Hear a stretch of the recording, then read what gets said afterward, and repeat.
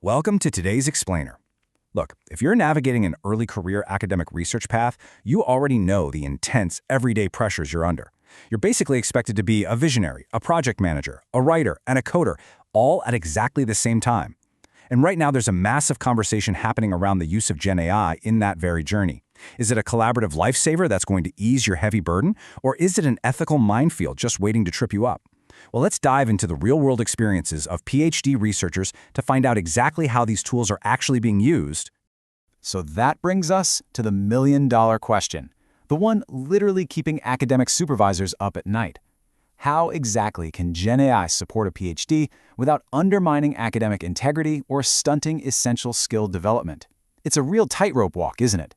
On one hand, we desperately want the efficiency and those precious saved hours. But on the other, we absolutely cannot compromise the academic rigor and the deep personal growth that makes a PhD what it is. All right, here's our roadmap for today's explainer. We'll start with the PhD AI assistant, then look at ultrasound research in action, dive into ethics and clinical trust, go over some practical tips for researchers, and wrap up with a positive future shift. Let's get right into it. Section 1.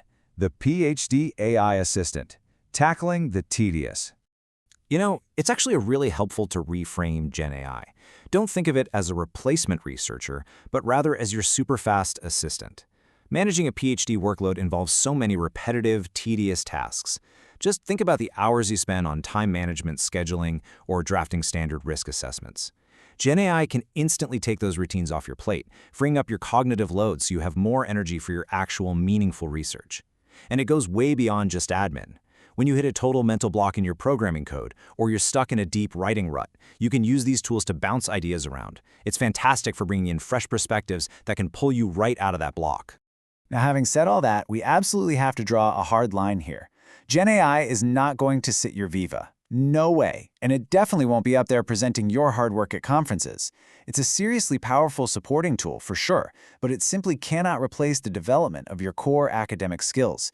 You've got to remain deeply mindful of how you're utilizing it so you retain your academic integrity. It's there to help you prepare and build your confidence for those big events, not to do the foundational work for you. Moving on to Section 2, Ultrasound Research in Action, Real-World Applications.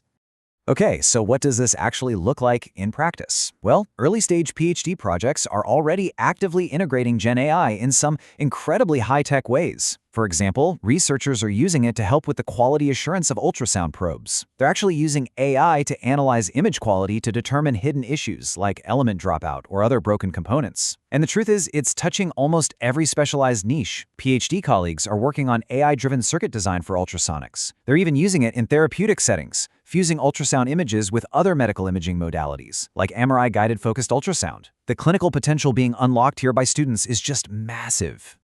But hey, it's not all complex imaging fusion. There are huge everyday wins here too.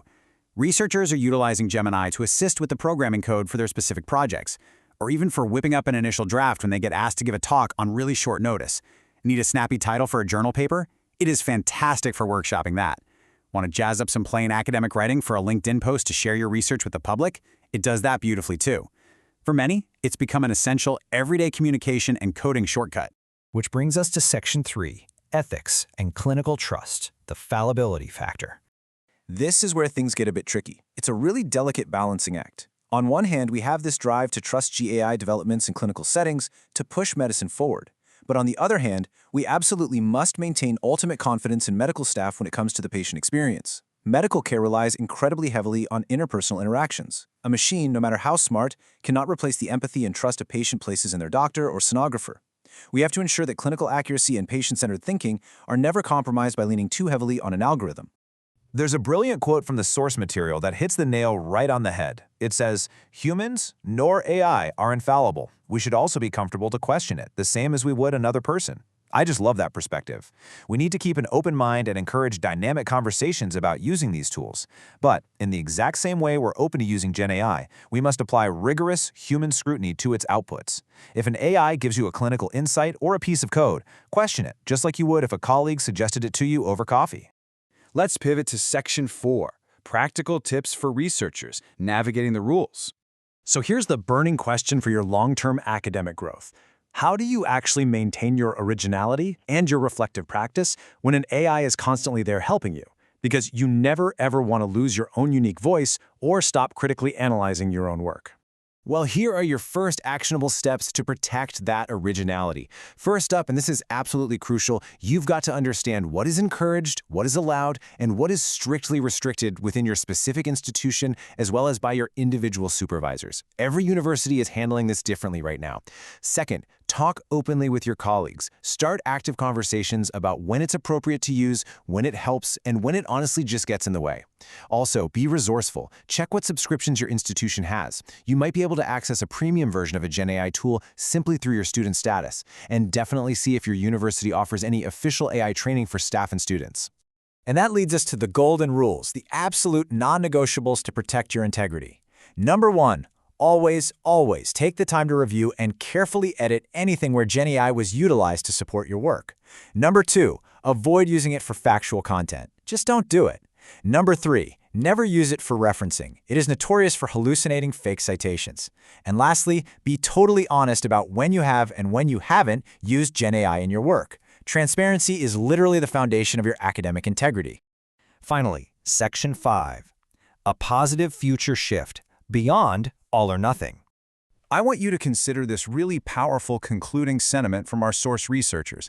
They noted, "I would like to see a more positive attitude to use of GenAI as a tool, whilst retaining an awareness of the negatives."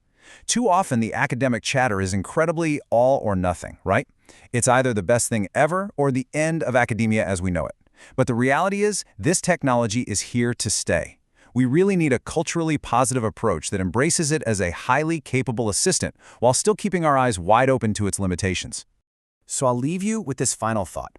As you push forward in your demanding PhD journey, will you let GenAI just sit on the sidelines out of fear? Or will you choose to actively manage it as your newest, albeit imperfect, research collaborator? The choice is totally yours, but the potential to elevate your work while safeguarding your integrity has never been clearer. Thank you so much for exploring this with me today. Keep asking those big questions and happy researching.